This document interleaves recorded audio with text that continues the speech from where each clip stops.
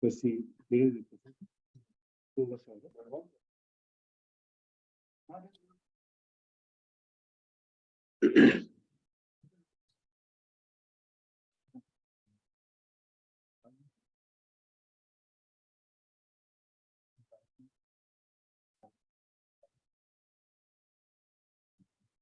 Ya es los resultados.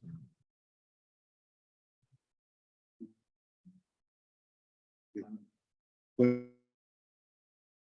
si yo les hago una pregunta, ¿qué entienden por conflictos con la ley? Puede tener varios significados, ¿no?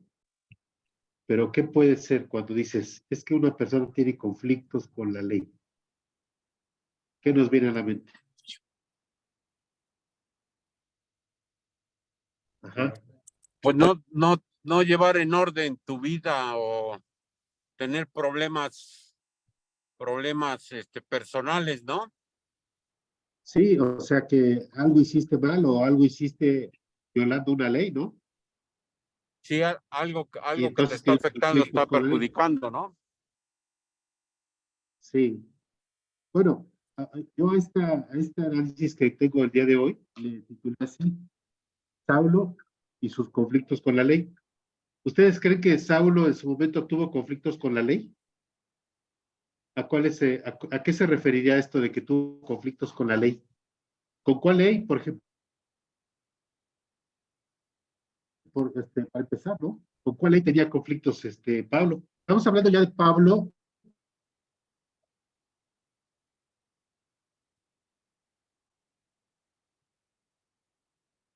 ¿Sería con la ley de Dios, Juan?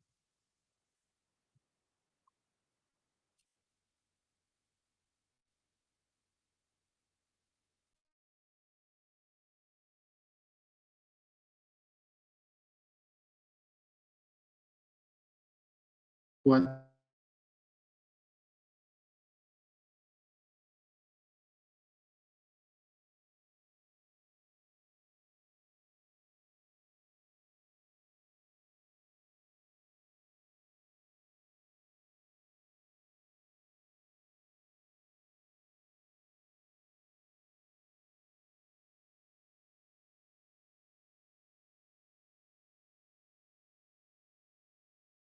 tuvimos un poquito de comunicación,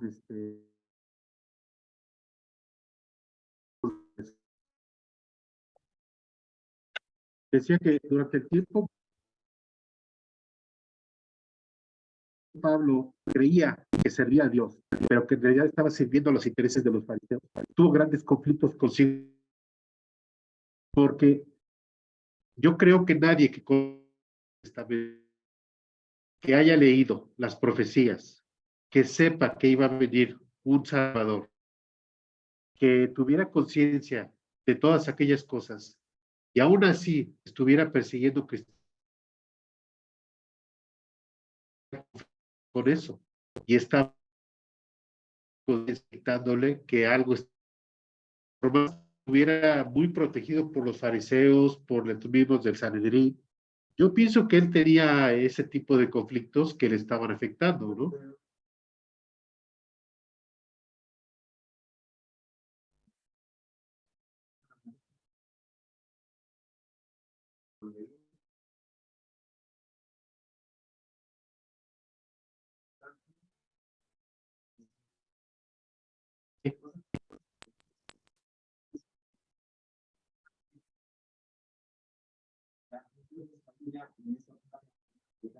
Sí.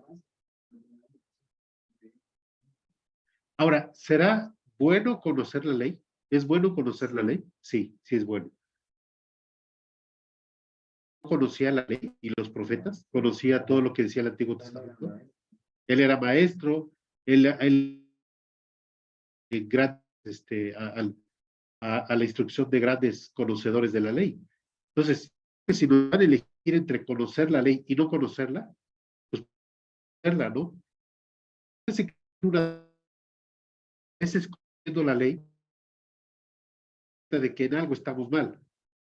A veces es mejor, bueno, pongámoslo entre comillas, ¿no? Pareciera que es mejor no conocer la ley. y entonces como que no te sientes culpable o la conciencia no te está, ¿no? Entonces, esto es lo que hoy vamos a tratar acerca de estos conflictos. Él en su infinita misericordia, me refiero a Dios, quien nos brinda un encuentro y nos habla, nos permite confrontar este tipo de cosas. Vivió Pablo un encuentro personal con Jesús, tan diferente de lo que muchos de nosotros hemos experimentado. O de alguna forma, aunque no haya sido en el marco de la iglesia. Es decir, que a lo mejor, en mi caso, yo un poco. Yo vengo de un trasfondo católico.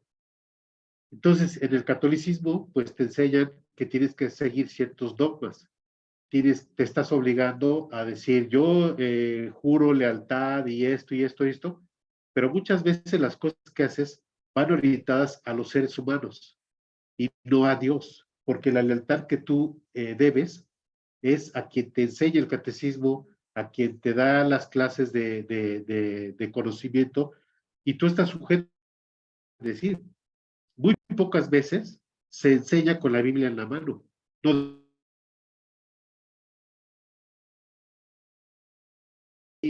con los dogmas, que no siempre están, o incluso a veces están muy desviadas de lo que es verdaderamente la palabra de Dios.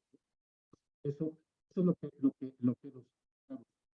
Ahora, muchos ejemplos, aparte de Pablo, hay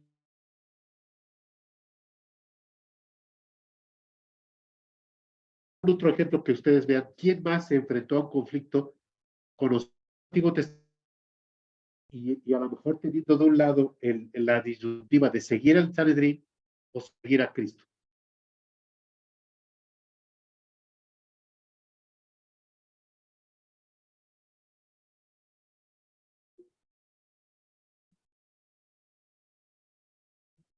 Ajá. Sí, porque le tiene que dar preferencia, ¿no? Ajá. Sí, exacto. Sí, sí.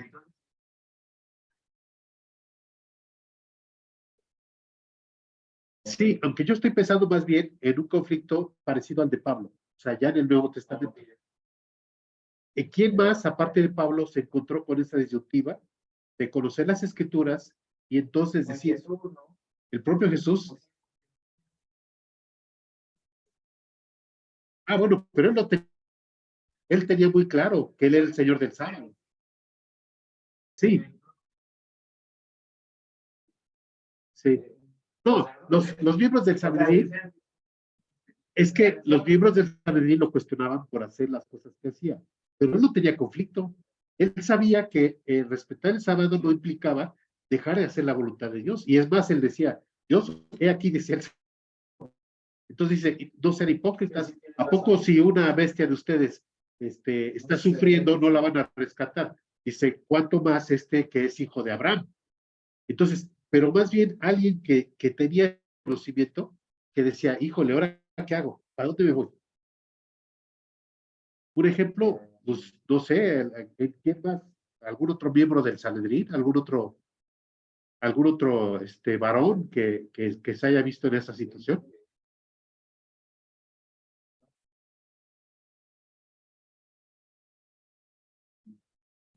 ¿Saqueo? Bueno, él en cierta forma, porque él era un cobrador de impuestos, pero él estaba más bien sujeto a las leyes humanas.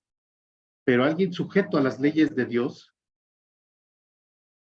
pues yo pienso en Nicodemo, ¿no? Él es un ejemplo, porque Nicodemo tenía tanto conocimiento del Nuevo Testamento, pero al mismo tiempo estaba viendo con ese conocimiento las señales que el Señor Jesús daba. Y entonces estaba como decimos nosotros, entre la espada y la pared, ¿no? O sea, si voy a buscar a Jesús para hablar con él, me voy a meter en un problema con el resto de los miembros del Sanedrín. Entonces, ¿qué hizo? Que lo fue a buscar de noche. ¿Para qué? para que los demás no lo vieran. En cierta forma tenía vergüenza, tenía miedo, porque él conocía la ley. Entonces decía, si sigo la ley, voy a tener que llegar a la conclusión de que de que Jesús es el Cristo.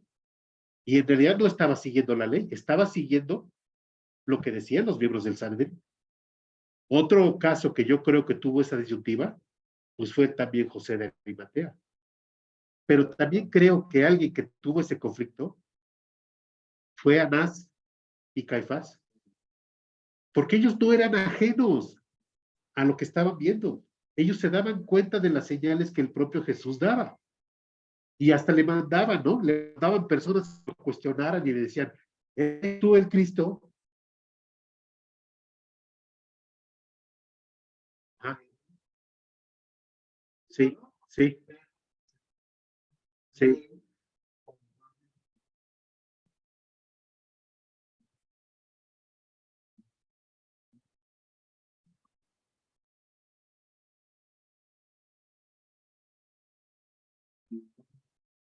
Pero había tantas señales que ya era imposible negar que él era el Cristo. Es interesante ver que con su propia cerrazón, con la propia cerrazón que ellos tuvieron, terminaron cumpliendo la voluntad de Dios, porque terminaron sacrificando a Dios, bueno, a Cristo, a Jesús. ¿Se cumplió la voluntad? Sí, pero no gracias a ellos, sino a pesar de ellos. O sea, se cumplió la voluntad de que Cristo fuera entregado, pero a pesar de que ellos lo hicieron de una manera inadecuada. Sí, es una paradoja, por supuesto.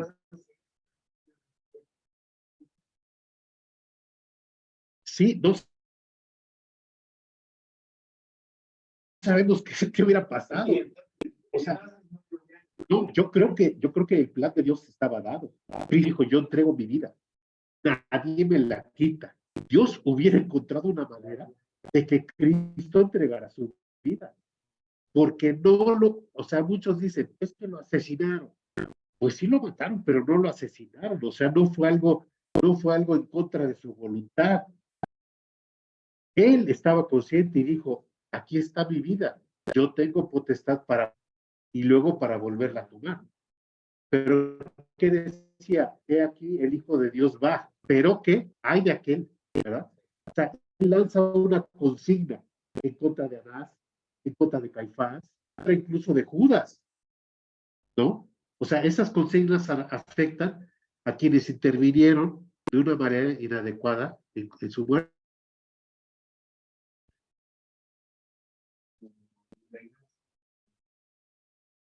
Sí, sí,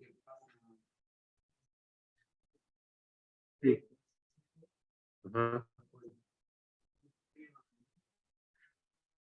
Digamos que aquí podemos hacer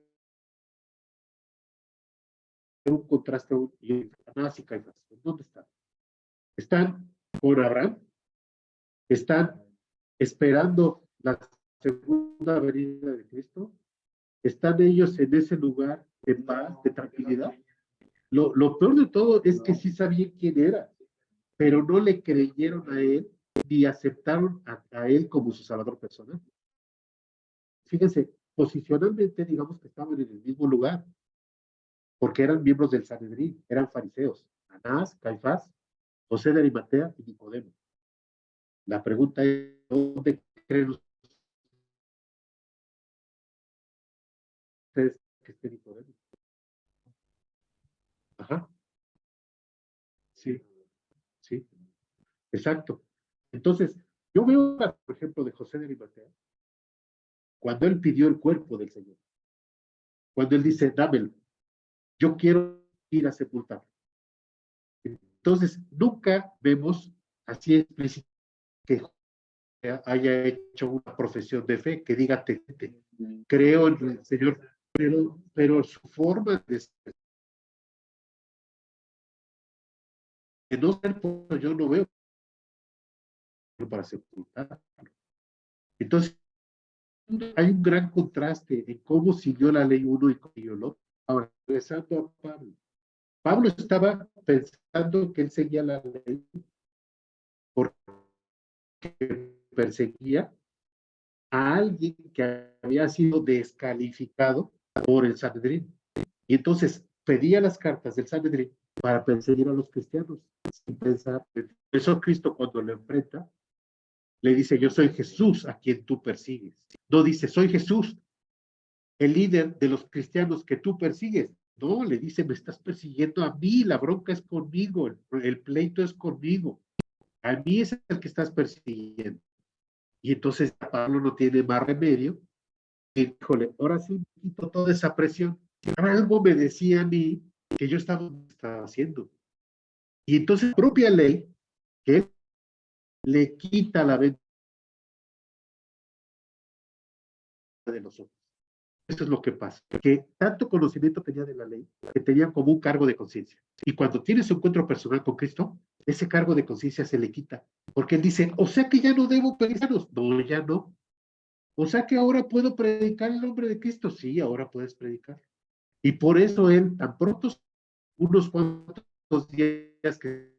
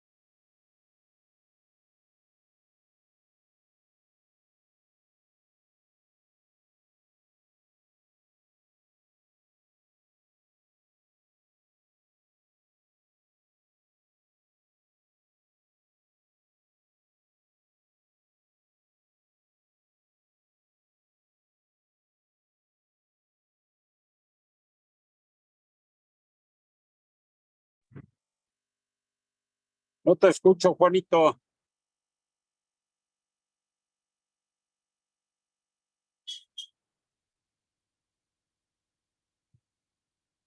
Dice, ¿ya me escuchas tú, Paco? Ahora sí te oigo. Ah, bien. De manera que la ley es a la verdad es santa. Justo y bueno. Ahora sí te oigo, Juanito.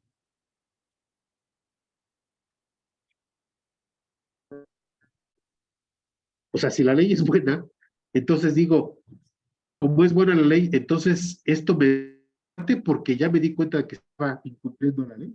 Dice, y ya, sino que,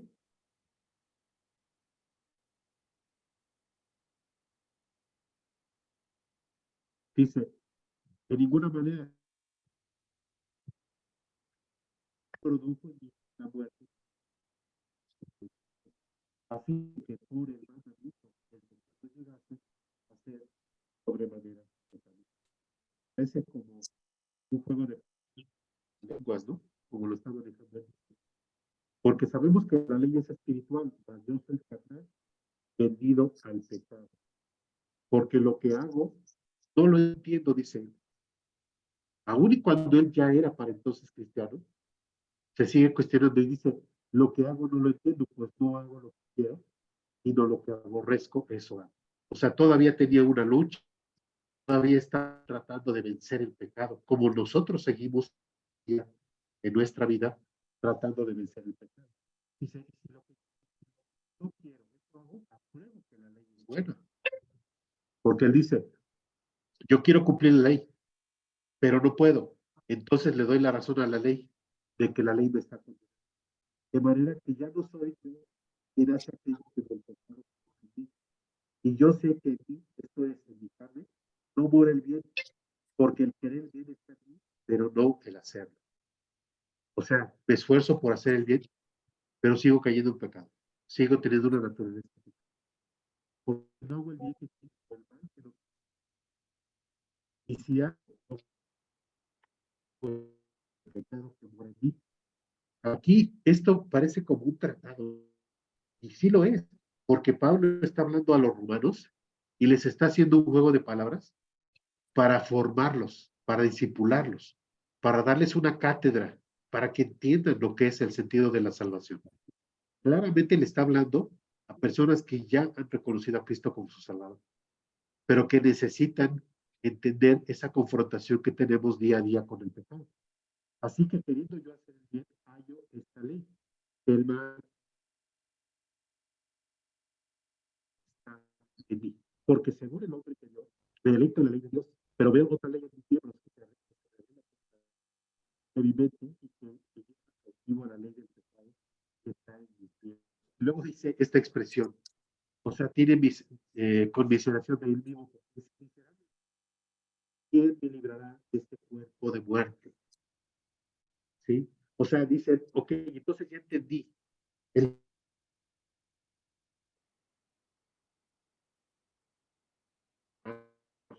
entonces, si yo tuviera ya una naturaleza espiritual completa,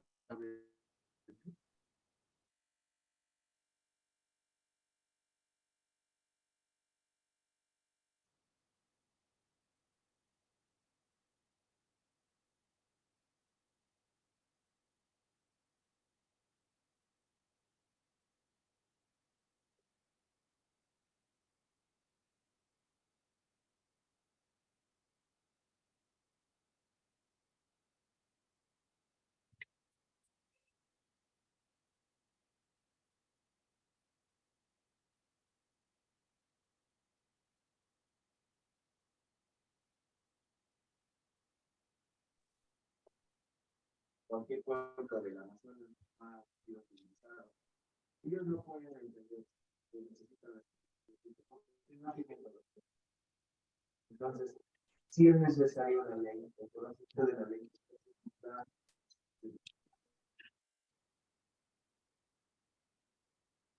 ¿Por qué está valiosa? En la parte en la que Pablo está luchando, no es que luche por el entendimiento de la cuestión de la salvación, sino más bien es contra todo esto, que ya era una institución, ya era un...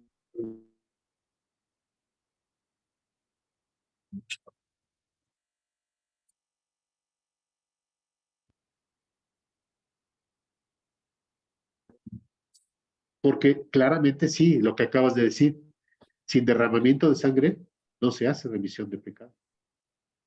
Pero no cualquier sangre. Tenía que hacer la sangre de Cristo. Y únicamente, ¿qué pasaba con ese derramamiento de sangre del Cordero antes de la venida de Cristo? ¿Qué era lo que pasaba? Ocultaba, pero no los redimía. ¿Qué es redención?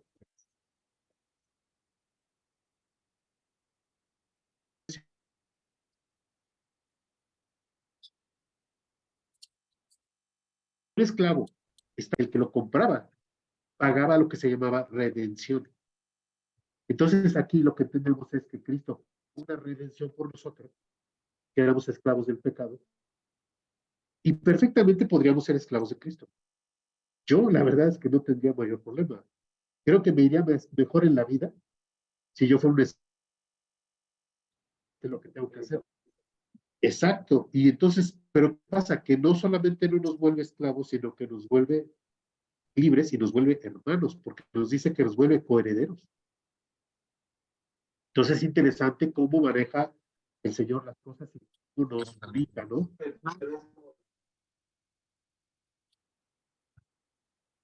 ¿Dónde vas? Ah, bueno. Sí. ¿Paco? ¿Y Paco? ¿Y? Ajá.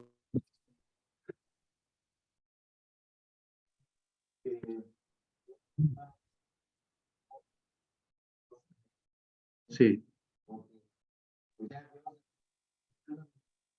sí.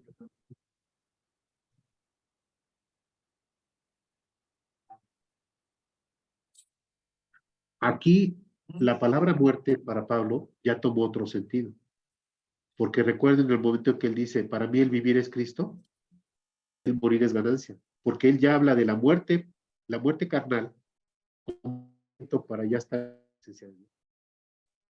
O sea, ya no habla de la muerte espiritual, de la separación, sino de la muerte que él prácticamente, aunque estaba sirviendo a Dios. Cuando él dice el morir es ganancia, se refiere a la muerte física, no a la muerte espiritual, porque él ya no tenía muerte espiritual. Cuando dice la muerte por el pecado, es la muerte espiritual. Pero cuando dice la muerte para ir a Cristo, dice el morir es ganancia, habla de la muerte física, que es la que menos nos debe interesar.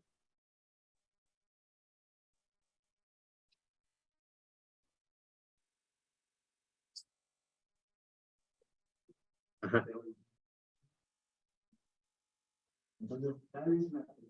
Sí, sí, sí, sí, sí.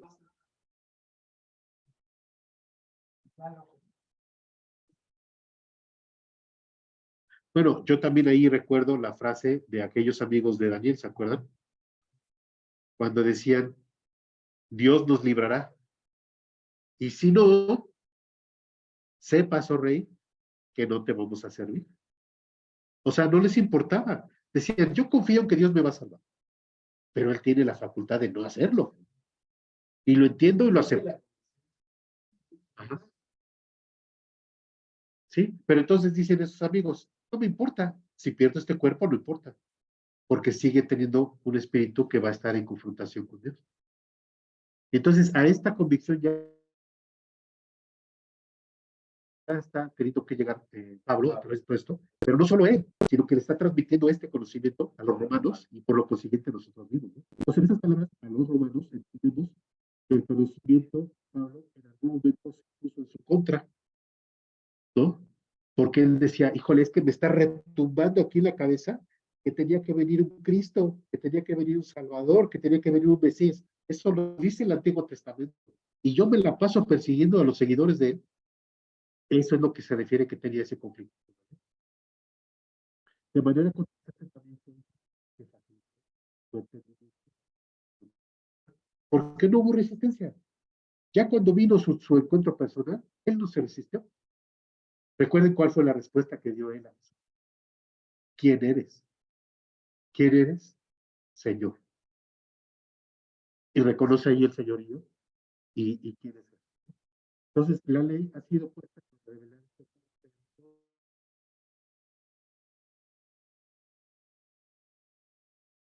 que se encuentra el perdón. Porque la ley no establece un perdón, es la gracia de Dios la que establece ese perdón. Porque la ley dice, sin derramamiento de sangre no hay remisión de pecados. Pero ¿quién es el que tiene la facultad para entregar su sangre? Solamente Cristo. Porque es la única sangre perfecta que puede ser válida para la remisión de los pecados de toda la humanidad. Entonces, a mí me parece que esto es una cátedra que está dando Pablo. Una exposición virtuosa, magistral, hacia los romanos, para que entiendan cada vez mejor lo que es el valor de su salvación. Y cuando nosotros la leemos, decimos, hijo, pero me siento como si fuera Dios, porque estas palabras me están hablando a mí. Me están diciendo a mí en dónde estaba yo posicionalmente. Miren, créanme que cuando era niño sí estaba muy preocupado porque no podía cumplir la ley. A mí me decían, por ejemplo, te tienes que confesar cada X tiempo. Y yo decía, híjole, pero si me confieso hoy y a los 10 minutos tengo un mal pensamiento, pues ¿de qué sirvió tanta confesión? Es una expresión que es coloquial que dice, Dios te coja confesado, ¿no? O sea, Dios te tome confesado. Es una expresión más que religiosa, es una expresión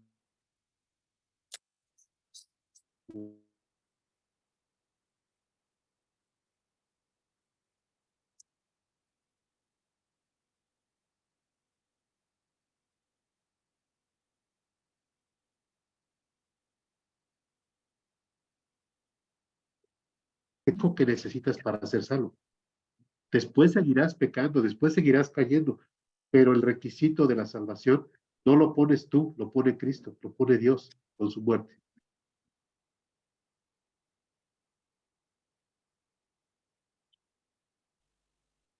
Pues no sé si algún comentario, Paco, ya de casa, ¿no?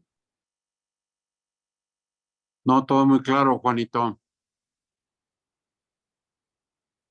Ya estás en tu casa, Sí, ya estoy aquí en la casa, Juanito. ¿verdad?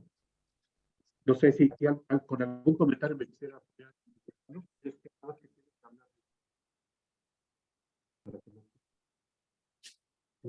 Bueno, el asunto es que la ley. Saludos. Hola. Aquí lo importante es que la ley viene a enseñarnos que yo estoy mal. ¿Sí? La ley no salva. La ley más bien me guía para darme cuenta que estoy mal y que necesito un salvador.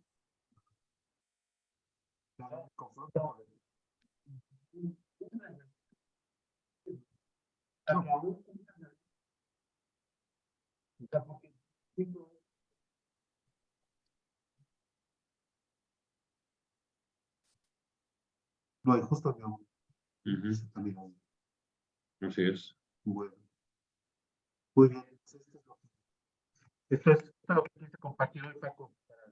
Sí, para todos. Gracias, Juanito. Gracias, Paco.